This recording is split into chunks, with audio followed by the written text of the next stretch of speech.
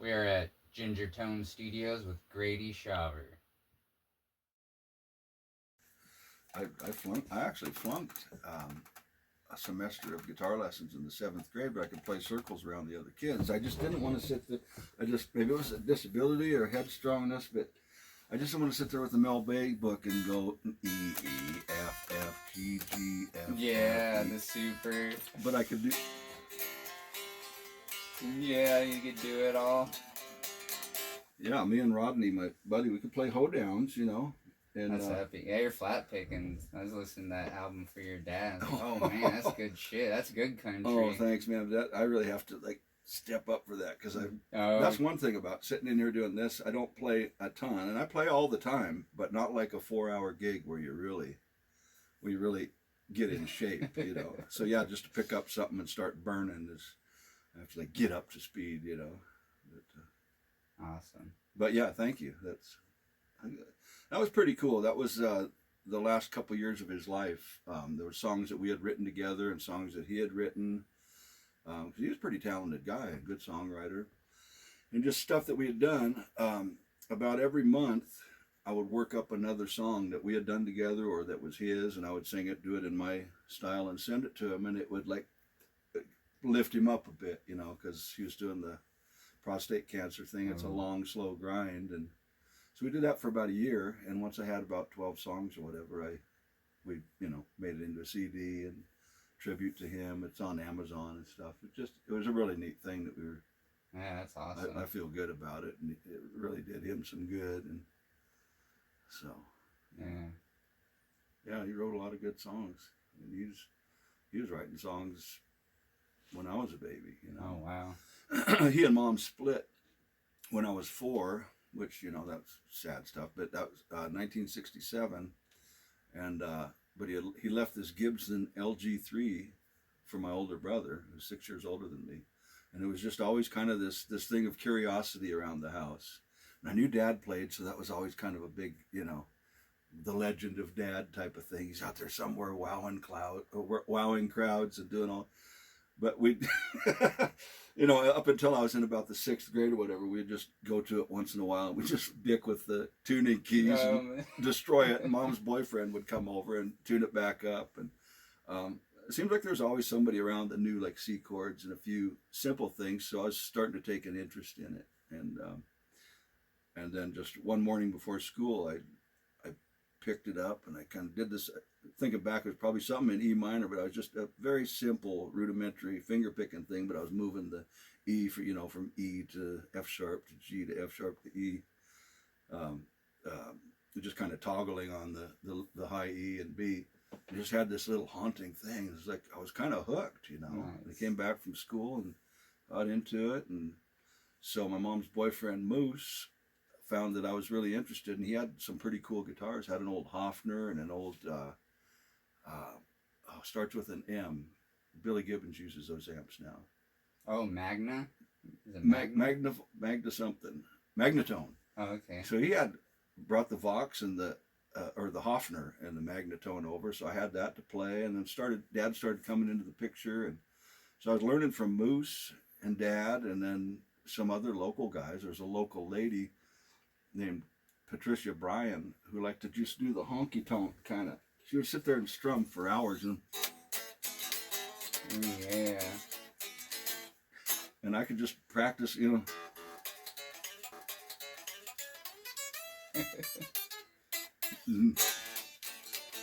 we'd sit out on her porch and do that. And so I had all these people around me that kind of facilitated my obsession with guitar, And Dad was into Chet Atkins. When I was a baby, he used to put Chet Atkins on to make me go to sleep. He said that was the one thing that he could always make me sleep. So I was just always kind of roaming around.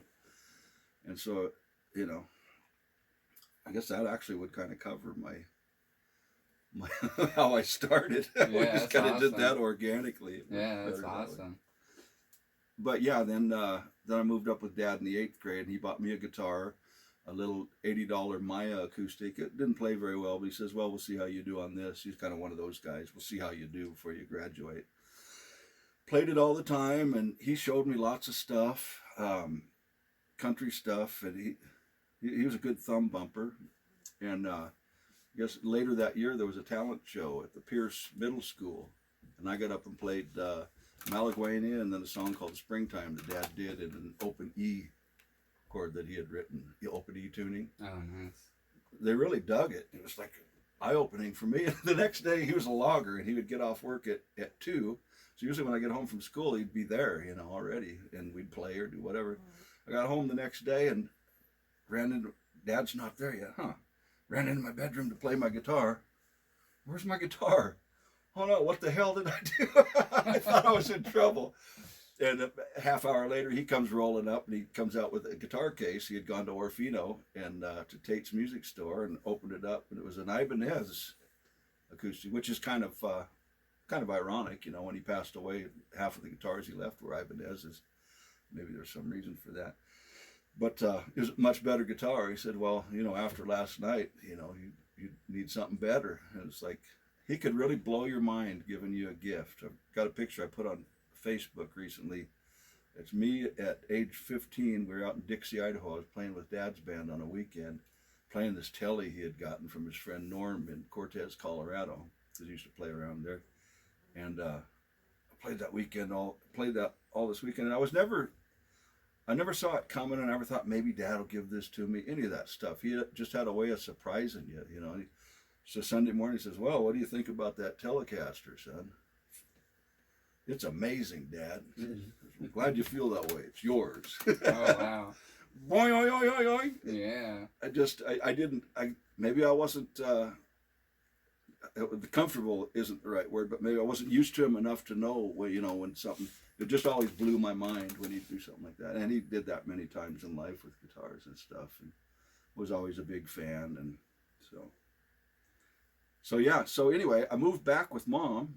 You can just cut some of this together. I'll just tell you the early stuff. Moved back with Mom in the 9th grade, and everybody was just really supportive of my music. They knew that it was good for a nutty kid like me, you know, and I was so obsessed with it. Everybody said, oh, you're going to make it someday, you know. And by then, it was like, this is all I really want to do. This and ride my dirt bike, but this is what I really want to do. And Mom would take me to jam sessions with her friend Vicky, and a lot of times they'd have to escort me to the stage or bring me in, but go down to Lewiston, like Vans Club, or what was the other one? The Long Branch Saloon, these places. And I'd get up and jam with guys. One night I got up and jammed at Vans Club, and Jeff Johnson from Lewiston and Randy Bennett, a couple of guys were there, and they hired me. And that was when I was like in I guess I was just entering sophomore year. But then I started working every weekend, you know, at the bars around here. $50 a night, making $100 a week. Oh, wow. Playing, that's a big deal, you know, for me. Got a little car, started making payments on it, and then just decided that school really I wasn't too interested.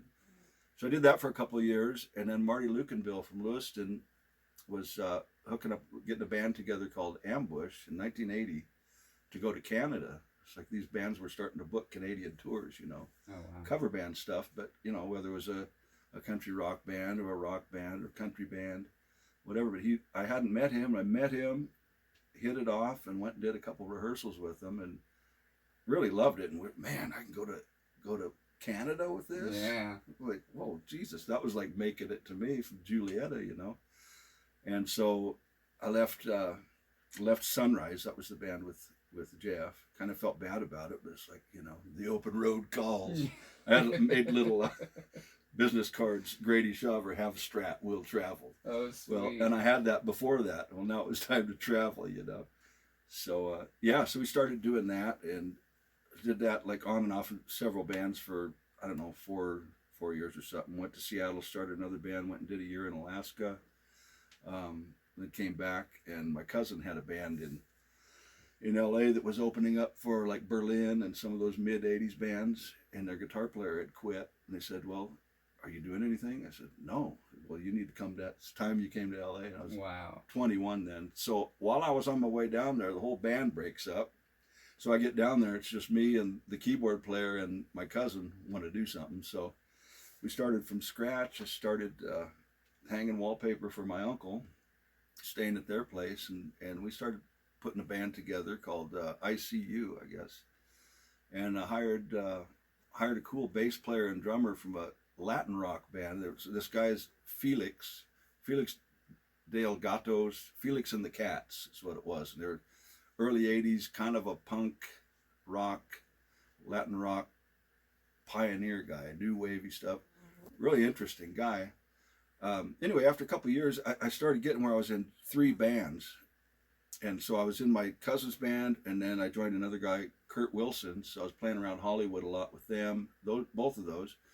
And then the bass player and drummer that came in, Avi and Howard, the ICU kind of broke up, or they just wanted me to go to Mexico City and play a month with Felix, because they needed a guitar player for that. So I went down there and crammed the show in my head, like one day of rehearsals or something, and we played a month of shows. It was like big, all that shit was big dramatic stuff, Mexico City, flying in at one of the biggest cities in the world, and 1 o'clock, and I'm like in the morning, all these lights going on for everywhere, and I'm like 21, 22, still, from the sticks, from the Northwest, is just all big stuff to me. It just made it cool. Met Felix, he was quite a guy, intense, and he spoke some English, but all his lyrics were in Spanish when he'd play. Well, pretty much when he'd play everywhere. Even in L.A., he played a lot, and most of the time he was singing in Spanish. Some of the stuff he would do some English in there, but I would key off of the emotion of what was going on. So it's like I didn't know what the lyrics actually were, but he's got this, this serious kind of emotive stuff going on, and it's, it's just cool to key in on that on an instinctive level, rather than, she left me and my heart just ain't gonna be the same, Yeah. It's like Del Gato, hey ho, and he's just like manic. He just passed away this year. Oh man. But yeah, so I was in and out of that. I was doing that band, Kurt Wilson and ICU, and something had to give, so I let the ICU thing with my cousin go, and did Kurt and the other for a while, and then I don't know, maybe Kurt and Felix, maybe for a couple of years. And then I just decided I wanted to start writing my own stuff and see what happens. So I bought an Akai 12 track. They had like a video tape to them. It's like a videotape. Is this in the 90s then by this time, or is this still in the 80s? It's still like 80s? 87. Okay. Went to LA in late 84. This is by about 87, maybe heading toward 88. Yeah. All right. So I just started writing a lot of songs, and never really went out and played a lot of shows there for a while. I was just writing a lot of songs. That was always the idea, to go out and do that. Anyway, I started writing, left those guys, and then I met Randall, the guy who would call me for TV stuff once in a while. Randall, my current boss, old buddy. I met him because I was putting together a band about the time I had my first daughter, and the drummer Mark Stewart brought Randall in. And we hit it off, and he liked the guitar parts I'd written for my tunes, and so we were going to work something up. And then I was just so busy. I had a job doing legal videotaping depositions on big court cases to earn some bucks during that time. Pretty good job, but I had to fly around the country a lot, like Lincoln Savings and Loan, and was it the Ivan Boesky, Michael Milken. So there was some real big money, badasses that.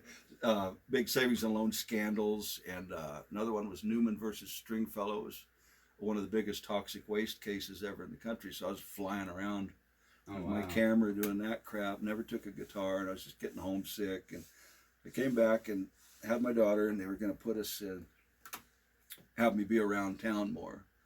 So I was just so enamored with having a daughter. We were putting together the band with Randall. I finally said, you know what, I'm just going to be a dad and work for a while, and I'll still write and do whatever. But Randall and I were still great friends.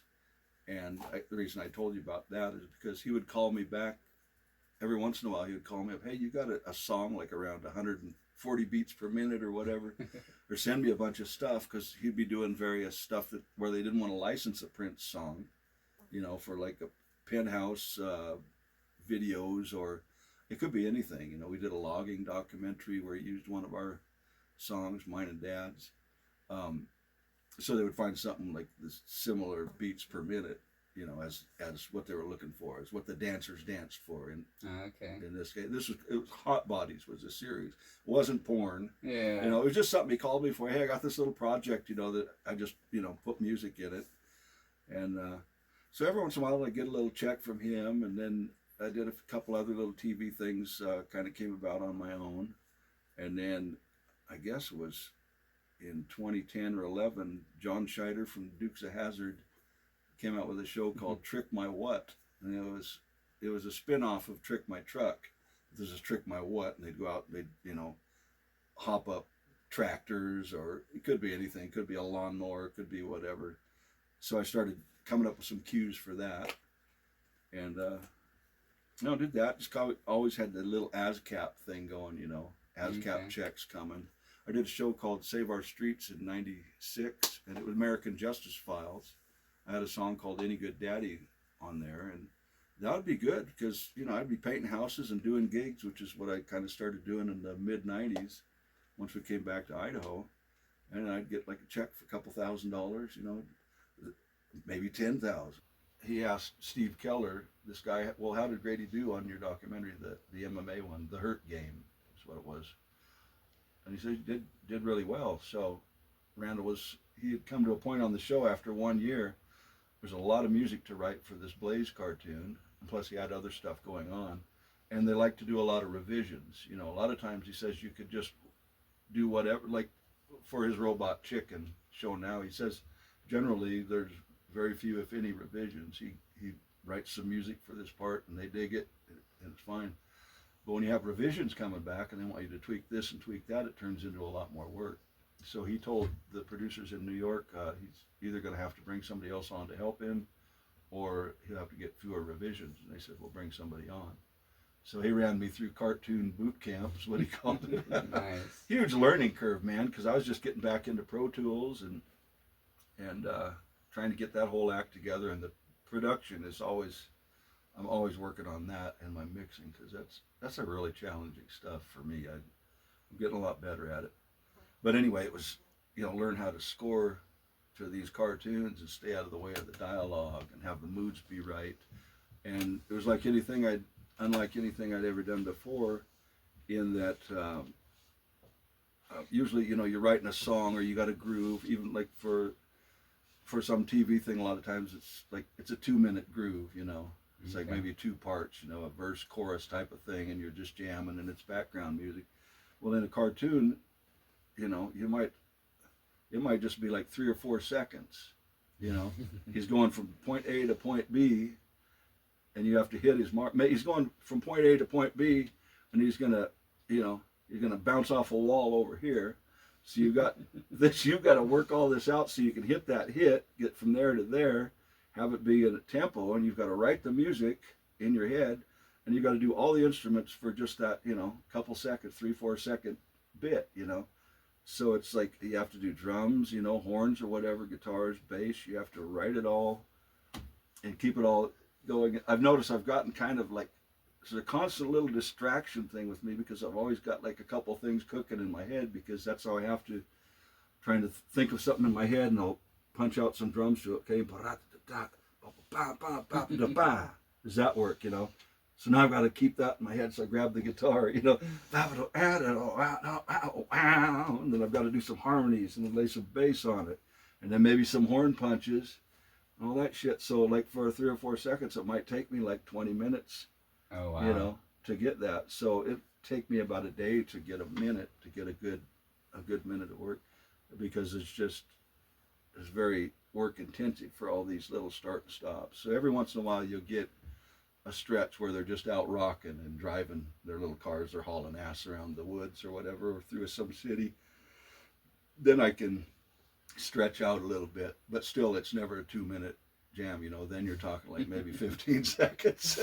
Yeah. So it keeps you hopping, and it's kind of like a little machine that you get in your head. It's like I can come in here, I couldn't come in here every day and say, okay, I'm gonna bake a Grady Shawver cake today and it's gonna be awesome, or it's going to be good. I don't have that kind of spark. But for this job, I'm so used to, all right, got to go to work. It's like a gear in your head, just kind of, you just pop into gear, and this little muse that's always kind of going, starts working and start working through it. It's can get a lot done, you know. There's always a deadline, so you know you have to be careful not to stay at, not to tarry, mustn't tarry too long at any one spot. You have to keep moving. So and they usually point you in the direction, like you were saying earlier. You know, if it's going to be a rockin' one, because this is a space episode and that kind of stuff. Yeah, this would be like kind of John Williams style horns. You know, the like E.T. or Star Wars, kind of, you know, just long.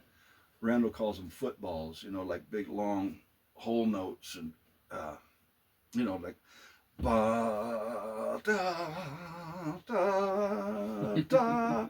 You got that as the, you might do that like low on the French horn and double that lower octave of that melody with trombone, and then you go way up high and you do like an octave of high violins. You get that kind of cinematic thing. You pull the violins back a little because they can cut. You get that going with the drum beat, then you get the rock band going with it, and then you can solo in through there and put riffs and just, you know, you just build it out. And so it has a space vibe. You see them going through space and you're still rocking, but you have that element, you know, that space element in there to sell it, you know. There's like I was saying, last episode was a Christmas one, so I've already done Christmas. You know if Santa's coming or not. Yeah, and that'll have a lot of orchestral stuff, you know, so a lot of working with violas and violins, cellos, double basses. It's really interesting stuff. I mean, it really challenges me, you know. It's inspiring. It never gets old because there's always some twist, you know. Almost forcing you to learn different genres or make it up on the fly. Always, and it's got to be somewhat authentic, you know. I mean, you can't be writing parts on, you know, like MIDI notation, writing piano parts that no pianist can play. You know, you have to keep it musical, keep it grounded, and plus there's always that part of me that wants to sound like me.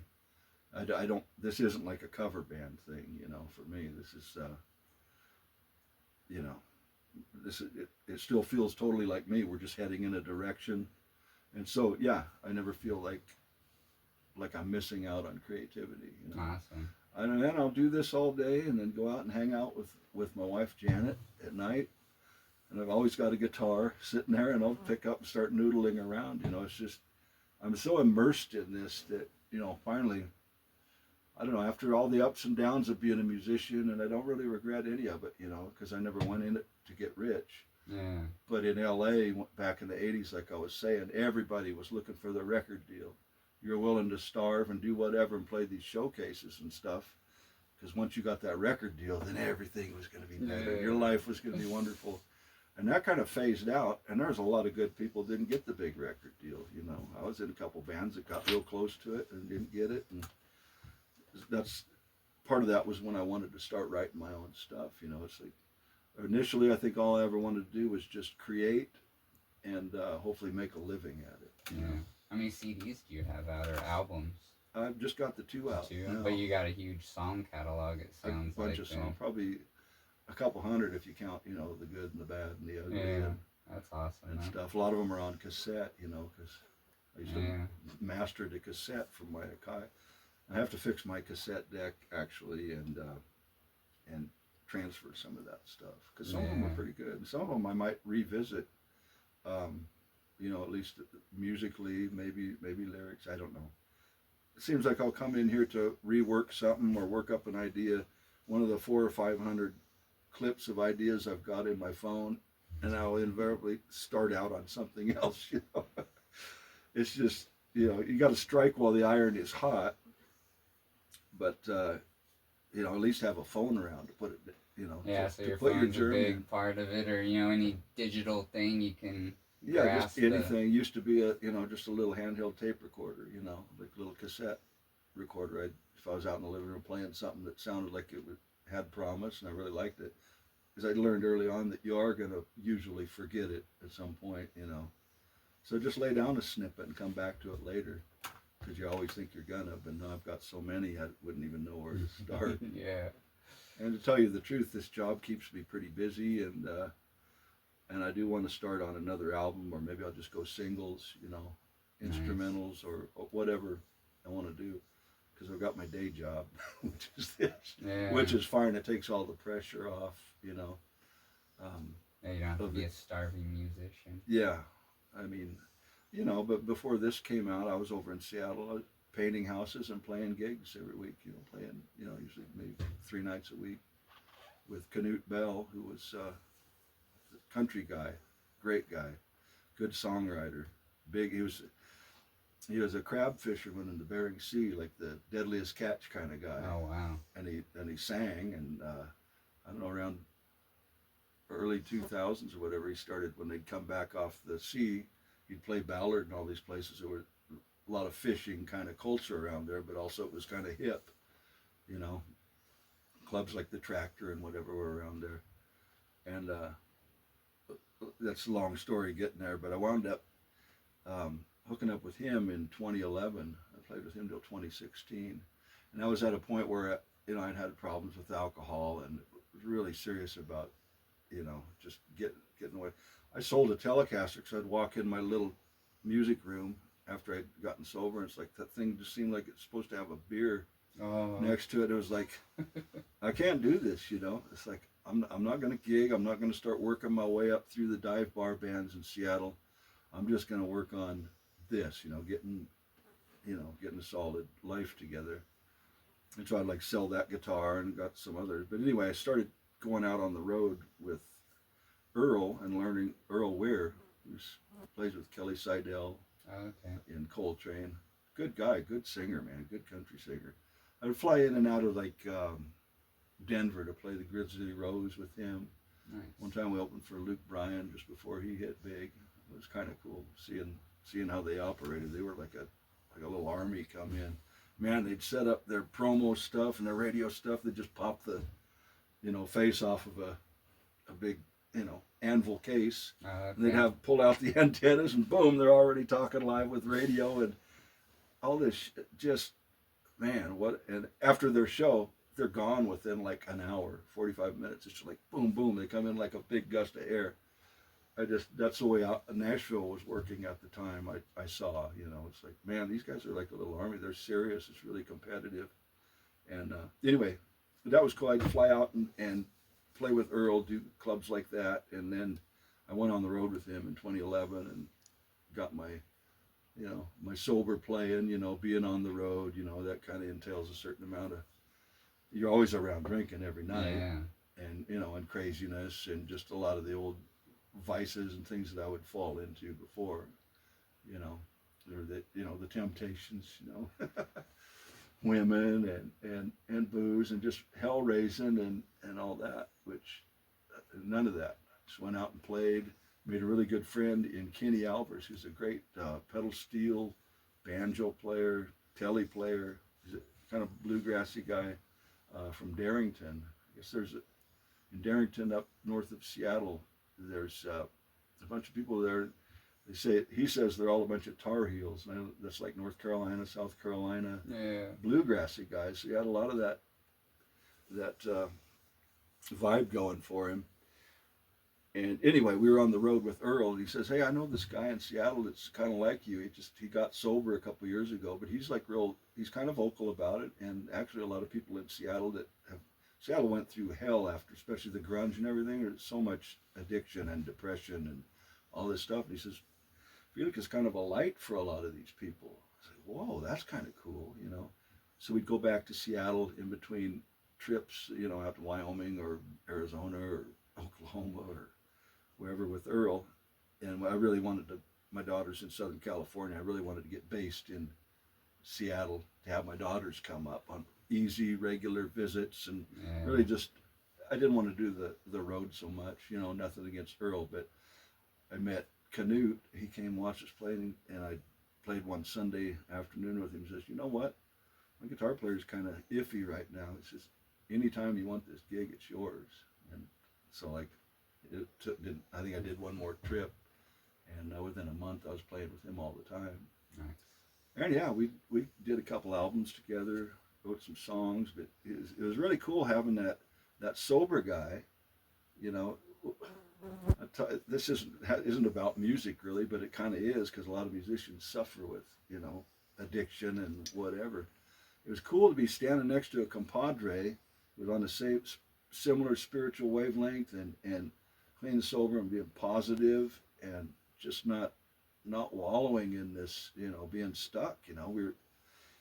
We played some good music, man, and but being in a club like that, doing a lot of coffee, so I'm drinking coffee all night. People are drinking all night, and you'd realize that by the end of the night, it's like the two realities. It's just like, so it just became about the music and playing with Knut and the band. And Kenny, who I was talking about, he came off the road. He was playing in the band too for a while.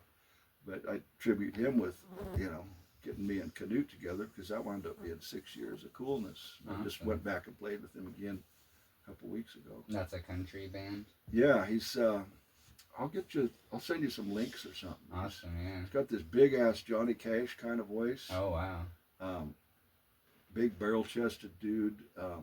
Writes good country songs. He writes some other really good songs that aren't just like straight country. He's got this one song, "Always Be My Friend." There's actually a link of us doing it on a radio show in Seattle several years ago. Really liked that song. Within that band, once Kenny left from the Steel, it gave me this chance to like create the whole soundscape behind the band. From the guitar, there was no keyboards, there was no steel. It was just me, bass, drums, Knut strumming his acoustic and singing. Oh, okay. Man, I had a ball doing that for a couple of years because Awesome. it was mostly original music. We did some covers and stuff too because it's the way it was. But so I had a ball doing that. It was probably the best country I've ever played because it was kind of country with my own flavor because I've done a fair amount of rock too, Nice. Not metal, but a lot of rocking, classic rock kind of stuff. And I'll get you some links. Maybe KEXP we did some stuff too, so there's some video, just if you're ever interested in that. He's a cool dude. But anyway, Randall called me sometime in I guess it was 2015 when he called me in to come on this show. And so I did Knut, was painting houses and trying to do this show. But as this got busier and busier, I just phased it all out, So in 2016, I stopped gigging and stopped painting houses and started doing this. And me and my wife got serious, tied the knot, in 2016. Started having weekends, but still getting to play every day. Awesome. And making a decent living.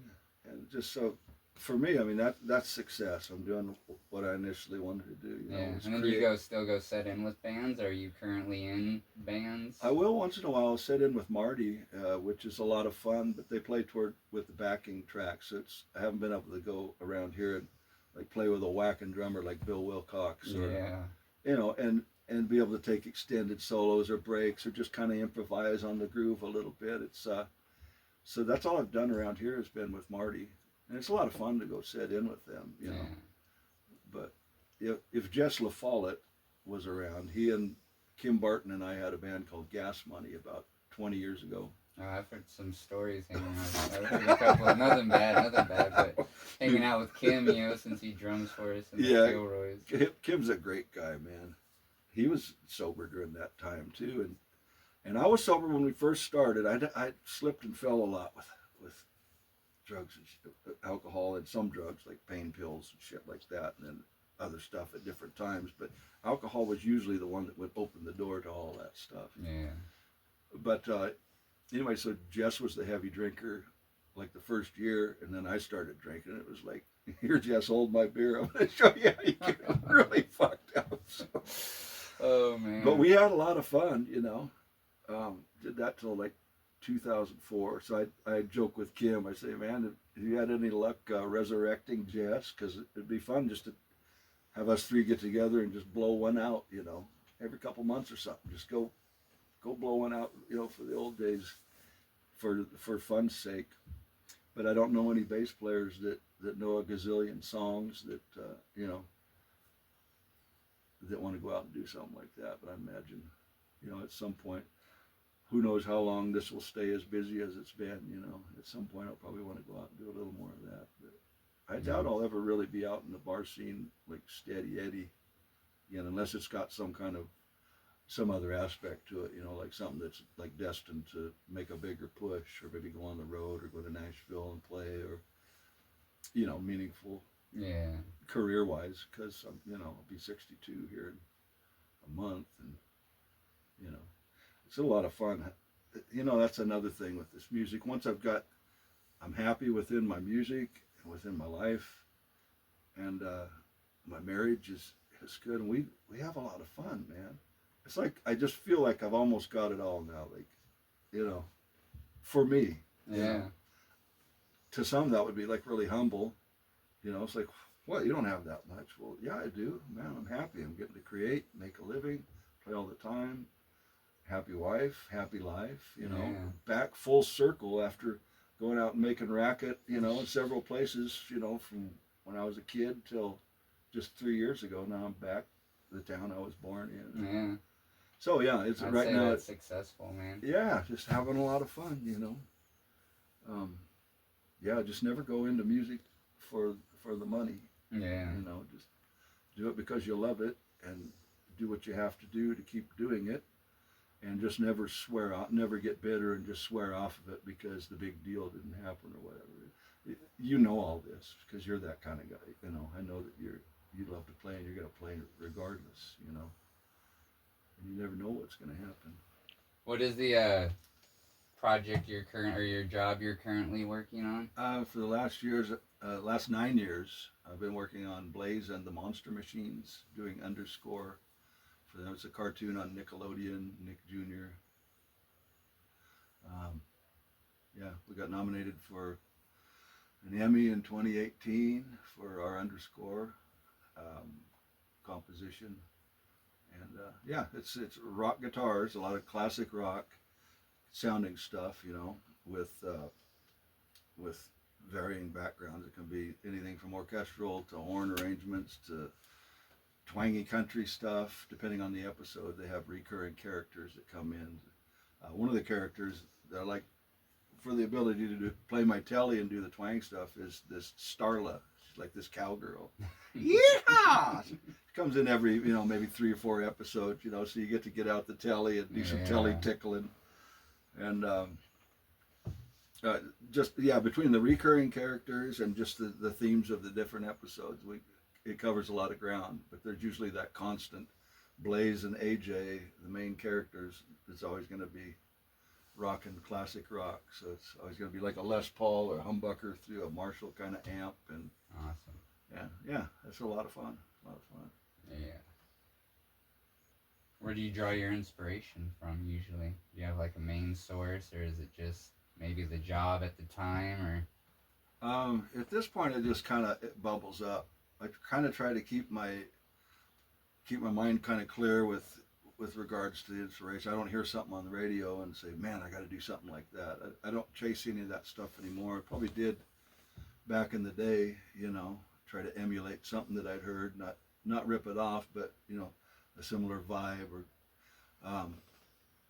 Or these days, from starting out playing in cover bands, everything from rock to country rock, played some wave bands.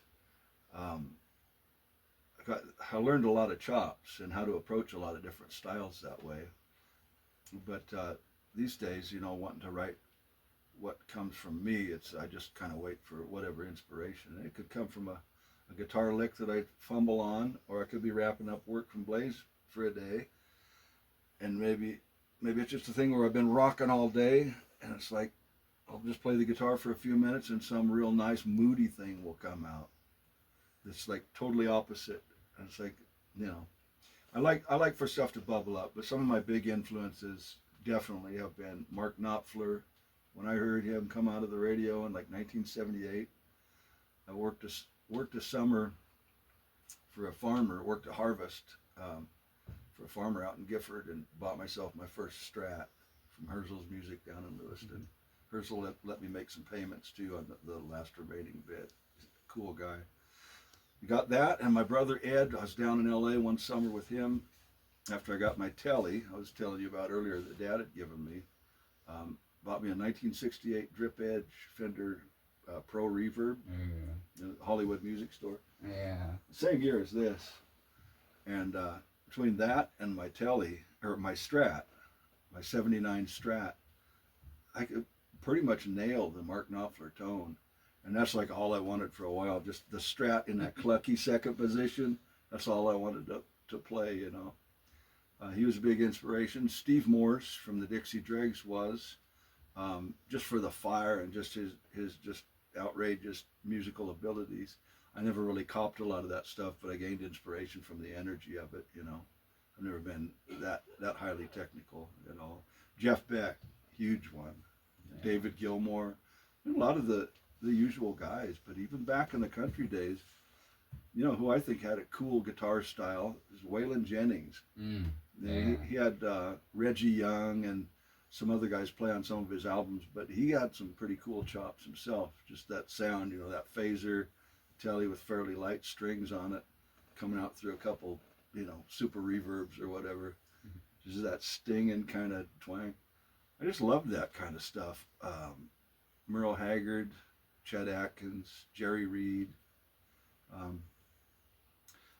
Pretty well rounded, you know, as far Al Di Meola. Oh man, I mean, just the list goes on and on with guitar players, because almost any guitar player you hear has something cool going on. And if you really dig them, especially in the early days, you know, some of that rubs off on you, you know, like the phrasing of Jeff Beck, or just the soul that comes through. And more is ballad stuff that is real sassy stuff, which is awesome too. But man, some of those, he's like an opera singer or something. He's singing with his guitar. That's moving shit, you know. Yeah, as far back to your question, as far as inspiration, it can come from anywhere. It just bubbles up, and if you can at least lay a snippet of it down so you don't forget it, or if you're real disciplined and you have time, just go in and just haul off and start working on it. You know, don't be attached to the end result or the outcome. Start with what you got and create it.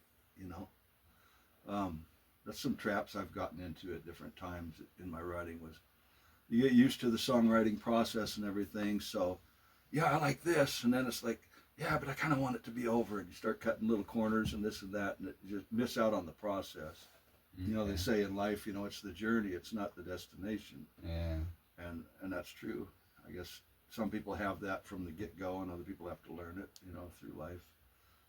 But yeah, the process of it is really something.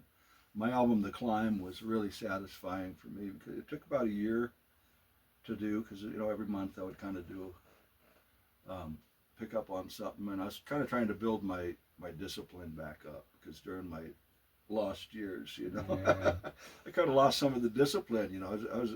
I could really start something, but if I didn't always want to hang around and finish it, I'd lose interest, you know. I become real flighty that way and fickle, and nothing ever gets done. Or if you cut corners and you don't like it at the end, then what have you done? So yeah, the songs on The Climb, I think that whole process of doing that was real rewarding. The first thing I wanted to do was, you know, give it out to all my friends who knew me, like Bill Wilcox, you know, Brother Bill, man, what a guy. My brother got killed in a logging accident, and I was in a band with Bill and Dale Peterson at the time, and Scott Bout, but Dale and I had been friends since that first trip to Canada in 1980. But Bill, he's quite a friend, you know. That's one thing about, I don't know if I answered that question fully, but one thing I wanted to mention about music, I've made some of the best friends over the years, and met some of the neatest people just by virtue of being a musician, you know, because when you're on stage and you're making music together, it's a different level of it. There's a different bond than hanging out drinking beers and watching football with a bunch of dudes, you know. Yes. That's fun too, but you know, you just develop this kind of kindred thing that never really leaves, you know. It's like, and a guy like Bill, you know, I remember him for being such a good friend. We don't really keep in touch or anything, but you know. Yeah, and other figures like Felix from Mexico, and those things, these relationships kind of hang on. And if he were alive and were to call, you don't skip a beat, you pick right back up. Yeah. That stuff's fun. It's kind of, you develop bonds that are kind of a little beyond time, you know. you don't have to remember that one time we did this to rekindle the, you know, I don't know if I'm making any sense, but total. Anyway, yeah, I was just saying, in Randall, this job I've got now, it's because of one of those bonds. We played music together, became friends, started having kids about the same time, and he stayed in California and worked his way into Randall Chrisman Music. You look at punch him up on the web, and man, he's done so much television stuff and cartoon stuff and commercial stuff, and he's a great player, guitar player. He's put out some albums and just stayed immersed in it. So he really went down that road that I was kind of thinking, boy, that'd be neat, but he went down it, you know. Awesome. It was about the time, it wasn't long after that I came back to Idaho, and yeah, so for him, make a friend like that, have him pull you back in on something later, you know. Yeah. I'd say that's one of the most important things is especially when you're young, but always be willing to make good friends, you know. You find a good friend, you know, keep tabs on them, because those things will make your life better, because you're all growing, you know, going through life. So yeah, I've met a lot of cool people. And Marty Lucanville was up here a month ago, had an old song, was just burning on it. Great, I've got this song. I think it might be pretty good, great. Called Two Tractors. He wrote it on the way to see his brother for the last time. He wrote it in his head and kept drumming it in his head, so he had it. And it's a cool song. I said, well, why don't you come up and record? I've been bugging him for about a year. You know, I've said it to a lot of guys, come over and we'll record, you know, no charge or anything. It's a good way to hang with an old friend. You know, let's do something, you know. So he finally did. It came out pretty good, and so he's got it. Just yesterday morning, I ran him off a copy without the lead vocal and without the slide solo, so they're going to work it into their show. Oh, cool. You know, because they use the MP3 backing stuff, so that's going to be fun. Awesome. Go hear him whip that out. But yeah, Marty Lucanville is a guy, as far as enthusiasm, you know, you see some guys will just kind of lose it, burn out. Not Marty, man. He's still got that boyish enthusiasm for it. That energy that's priceless, to be around that kind of stuff, you know. So it's always fun to go see them and hang out.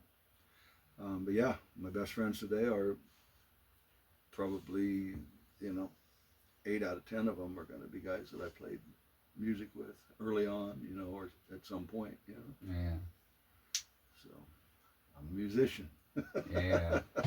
Guitar man by trade. Kind of looks like it, maybe.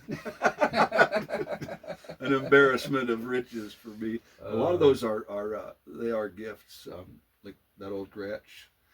That Gretsch there in 1987 or 8, Dad was living in Alaska and he wanted to buy a Gretsch. So I went down to a Guitar Center in Santa Ana and played a bunch of guitars and got him a good deal on that one. I was there to put the strings on it before he shipped it and got it shipped up to him. Awesome. Yeah, Is that an American-made one then? No, that was during their Japanese. Oh, period. Japanese one. It's pretty good. It's pretty good. I put TV Jones pickups in it. They had ceramic pickups they were putting in for a while, which really don't have that Gretsch sparkle. You need like an Alnico 5, you know. Yeah. It's good sounding guitar. And I put the rock and roller bridge. It had one of these. It had actual rollers. This one is called the rock and roll bridge or something. It pivots a little bit, but it's like a big bar. So it's pretty Gretschy sounding. That telly over there, the B-Bender, was Dad's, and 12 years ago, he decided he was going to sell it, and he went and put it on consignment. My older brother Scott, who passed away in 2014, this is before he passed away, he went and bought that guitar and a Godin that Dad was selling and gave it back to him. And said, well, you might you know, give the telly to Grady. So I guess it was between Dad and him. They gave me that telly. That 121 on it is my brother's motocross number. Oh, wow. Scott was quite a racer, quite a motorcycle guy. Man, that's the bad boy Nashville B-Bender. Yeah, it's a cool guitar, man. Yeah, I mean, just talking of gifts, that white bass there when Mom passed away, that was a gift. That came out of, you know, Mom's stuff. As Mom was passing away in 2010, she asked me if I wanted a guitar, and I said, yeah, if you want to do it. was really looking at the Jeff Beck model Strat. Oh, wow. So that's how that came about. That was kind of a departing gift from Mom. Yeah, I've heard good things about those. Yeah. Well, actually, first it was a 62 Strat because I thought, oh, well, this is kind of what that's patterned after. And then I got it, and the neck was like really fat. And it was like, well, I'm going to keep my eye open for a Jeff Beck one. I wound up trading it for a Jeff Beck one. Oh, nice. Same value, so that's, wound up being the one. That's my old friend of the family, Big River Jim Lewis. He was from Kamei and Pierce area. He worked in Alaska. Good friends with Dad. They went way back. He became a really good family friend, good friend of mine. He gave me that.